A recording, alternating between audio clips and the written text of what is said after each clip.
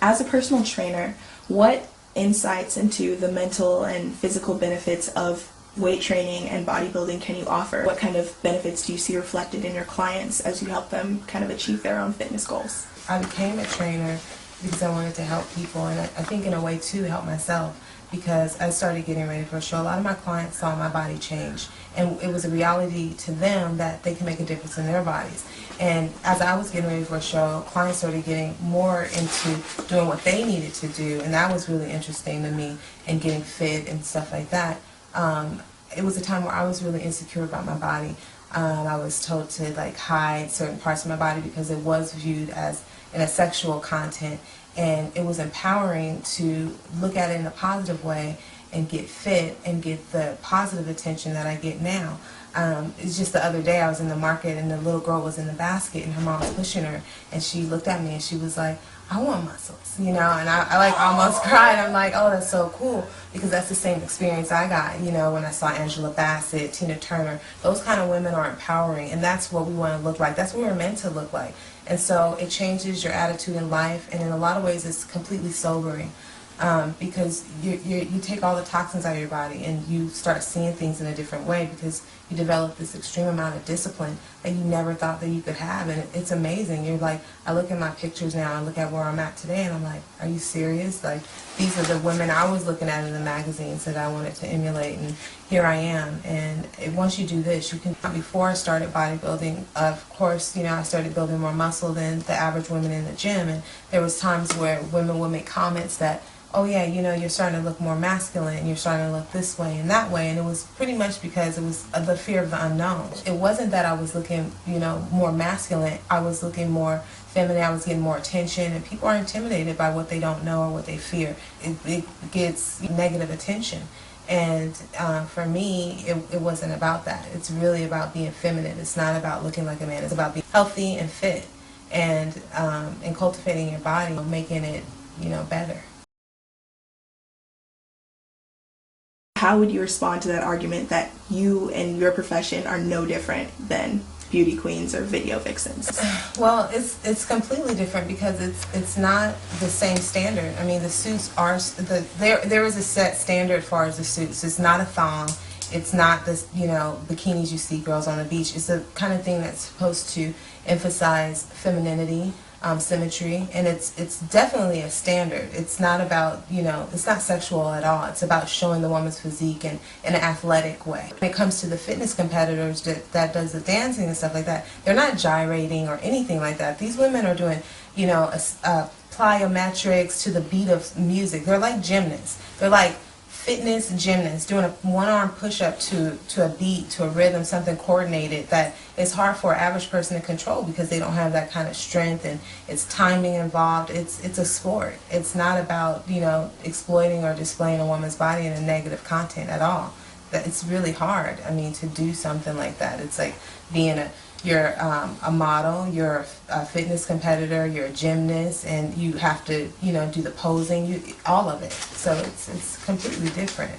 The positive outweighs the negative, but a lot of things are just misconceptions and ignorance. It's just that people don't know. I mean, these are like lifestyles, and that people have had. You know, they've known habits they've had all their whole life, and you know, a lot of women misinterpret muscle, or they don't understand that, you know, that's a good thing. You know, a lot of people say, oh, I want to look like you, but I don't want to have all that muscle. I'm like, there's muscle and fat. You know, make the decision, because it's not about that, you know, and it takes a lot of work, hard work, to look like this. It's not going to happen overnight. So you got to want it, you know, and a lot of people, a lot of times they want something quick and easy. They're like, what are you taking?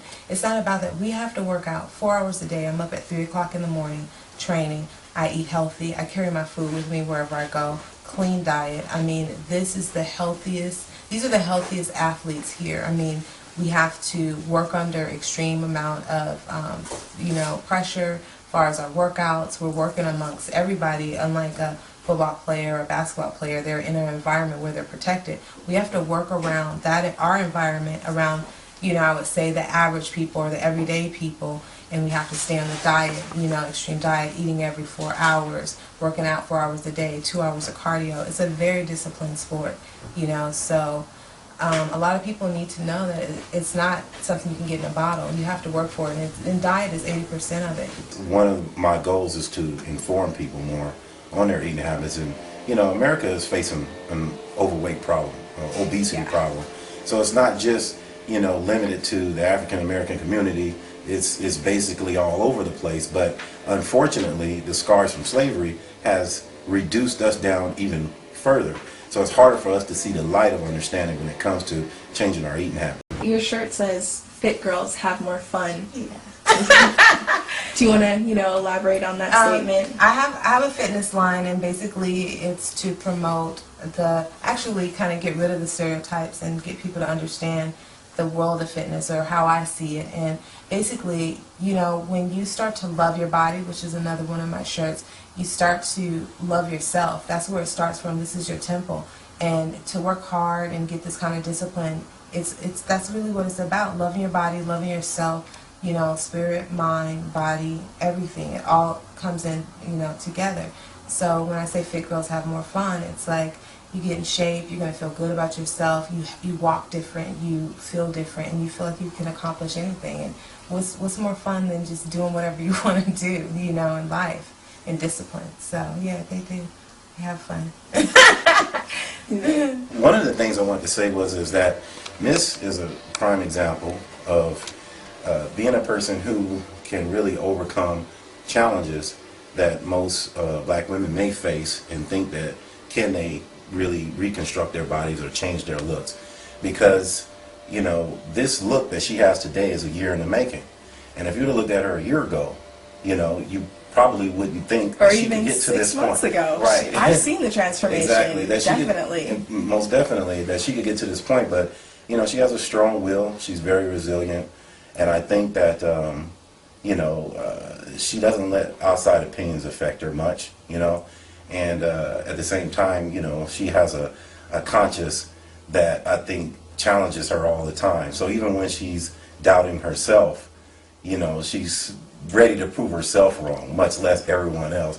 So I think that that's a good thing to have. And I think that if one can see that hard work through diet and exercise really does change your look, then I think that most people will begin to understand that they can make those changes also, and they don't have to feel like they're different or abnormal simply because they may not be there now.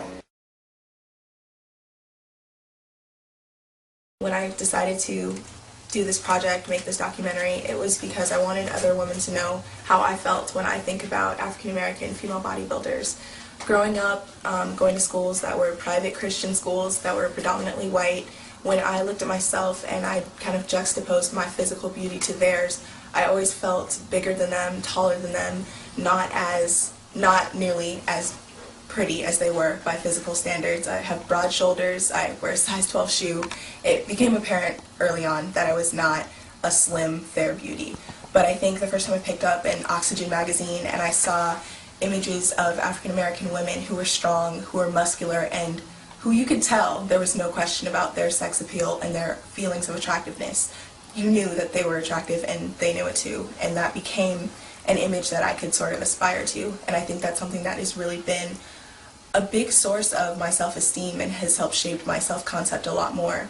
I mean, I could also trace it back, obviously, to my parents, who were really like my first personal trainers. They took me to the gym, they encouraged me to have a healthy lifestyle, they encouraged me to enter into a life of fitness, and they really gave me a framework of weight training that really helped shape my life. While I was always, quote, an athlete, I played basketball, softball, track, cross country, nothing really made me feel so secure in my own skin as weight training did, because it's kind of like you're asserting the power to change your own body and make it how you want it to be.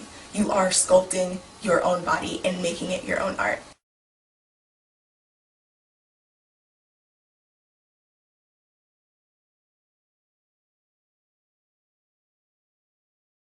So I think that that is something that I would really like other women, especially African American females, to understand and aspire to. So thank you guys so much, and I hope this helps.